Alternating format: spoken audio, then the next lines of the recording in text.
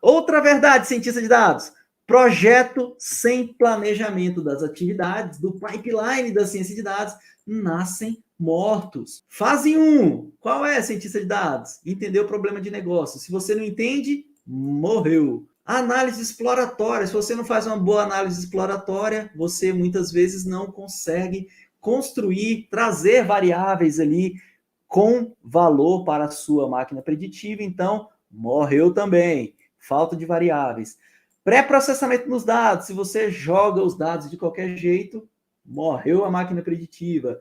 Se você não tem um bom conhecimento dos mais diversos algoritmos e de como eles podem ser usados, morreu também. Então, ou seja, se você não cuida ali do pipeline, faz um bom planejamento, desde daquela fase inicial de você compreender onde estão as variáveis, ou melhor, antes ainda, quais são as possíveis variáveis, que talvez sejam um dos problemas também, que principalmente a galera que está começando tem muita dúvida, né, Eduardo? Cara, todo zero aqui, o planilhão tá zero, o que eu faço?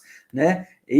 Essa fase de planejamento inicial que você vai ter ali, que ter um empenho muito além do técnico, né, para sentar com a equipe de negócio e ter tempo para debater, para conhecer realmente aquilo que é importante, cara, o nosso projeto vai nascer morto, beleza? É uma outra verdade. A fase mais importante do pipeline da ciência de dados é a interpretação do problema de negócio. Por quê? Porque a gente pode errar em várias outras coisas, que o que pode estar custando aqui para a gente é uma diminuição da assertividade, uma diminuição do desempenho, mas se você erra aqui, cientista de dados, na interpretação do problema que você quer resolver, aí não tem jeito. Por isso, essa fase sim é a fase mais importante. Tranquilo? Outra verdade, deve-se buscar a generalização das máquinas preditivas. Olha só, se você não buscar uma generalização, o que pode acontecer? Você cria uma máquina preditiva e aí você quer que ela seja 100% assertiva. Cientista de dados, isso aqui é quase a gente querer descobrir o sexo dos anjos. Por quê? Porque é muito difícil você criar uma máquina preditiva com os mais diversos dados aí que vá realmente acertar 100% de todos de todos os testes que você fizer. O que acontece é, se você está acertando 100% aqui, pode ser o problema do overfitting, né? Então você acerta muito, mas você está só olhando os dados de treino. Ah, então dá o dado de teste aí para ver se ele está acertando tudo mesmo, né? E aí é que entra a generalização, né? A gente está sempre querendo que a máquina preditiva acerte dados novos, porque se você ficar olhando só para o dado de treino, a gente não generaliza. E aí, quando vier coisa nova, a gente fez uma máquina preditiva que não adianta de nada. A gente não faz a máquina preditiva, não é para você fazer novas predições, né? Então, a generalização deve sim ser buscada no processo de construção de máquinas preditivas. Dados variáveis não direcionados ao negócio não contribuem em nada. Isso é um fato, cientista de dados. Imagina aí, você está querendo fazer a previsão ali de uma previsão de se o seu cliente vai adquirir um produto seu ou não. Faz sentido você saber se vai fazer lua cheia amanhã e colocar essa variável aqui para descobrir se esse cara vai comprar o seu produto ou não, né?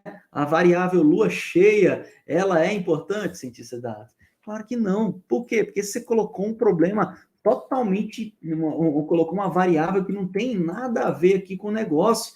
Então, esse dado não contribui em nada. Então, a gente tem que ter muito cuidado na hora que a gente insere variáveis aí para construir máquinas preditivas, tá bom? Uma outra verdade é exatamente isso, né? Dados precisam ter qualidade. Se você não tem qualidade na obtenção dos dados, não adianta, você não vai ter bons resultados. Um professor falava para mim que se você joga lixo dentro da máquina preditiva, do outro lado só pode sair o quê? Lixo, cientista de dados. Eu vou dar um exemplo aqui bem interessante. Olha só. Quando a gente está começando, né? Quando eu estava começando a fazer o meu trabalho público aqui com ciência de dados, eu iniciei as redes sociais, né? Então, fui lá, criei o YouTube, Facebook e tal, Instagram. E aí, o Facebook, Instagram, é lógico, não tinha as milhares de pessoas que tem lá. Tinha, sei lá, 10, 20. Só que uma coisa que é bem interessante quando a gente está iniciando é que a gente quer mostrar um pouco da nossa autoridade, que a gente ainda não tem no meio digital. Então a gente fica tentado a correr ali em subterfúgios, tais como, eu não vou mentir não, eu já tive essa tentação também, sabe? Que é de comprar seguidores. Só que olha só o que acontece, cientista de dados. Você pensa, vou comprar aí só uns 10 mil só para dizer que eu tenho autoridade aqui e tal. Só que olha a importância da ciência de dados nessa parada que eu estou te contando. Experiência própria.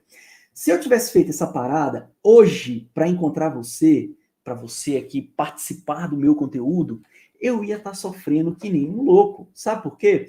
Quando eu decidi fazer a jornada Ciência de Dados, eu fui lá no Facebook e falei, Facebook, tem como você utilizar o seu algoritmo aí para trazer pessoas parecidas aí com o Nicolas, com a Thaísa, com a Tássia, com o Márcio, porque eu sei que essas pessoas elas vão gostar de aprender aqui ciência de dados e tal. Você pode trazer essas pessoas aí para mim?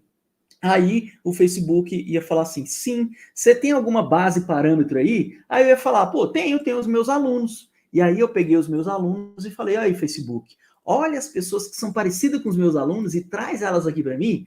Só que, cientista de dados, eu cheguei e falei para o Facebook assim, ó, além disso, eu tenho as pessoas que me seguem aqui, ó, eu tenho 10 mil seguidores aqui, ó, Facebook, traz pessoas parecidas com os meus seguidores para mim, e aí sabe o que ia acontecer? Quando as pessoas compram seguidores, os seguidores são tudo pessoas que não existem, são tudo robozinhos, são tudo fake. E aí, sabe o que o Facebook ia trazer para mim quando eu desse essa regra para ele e falasse assim, ó, Facebook, traga pessoas parecidas com os seguidores que eu tenho aqui? Ele ia trazer, sabe o quê? Lixo, ele ia trazer pessoas fake.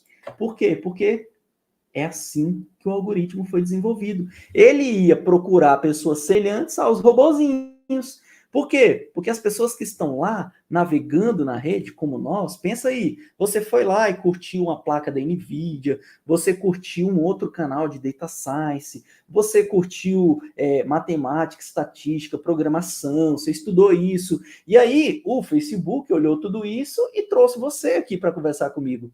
Agora, como é que seria se o Facebook tivesse olhado para a minha lista aqui de seguidores e eu tivesse comprado os seguidores, os robozinhos? Você não ia estar aqui conversando comigo agora.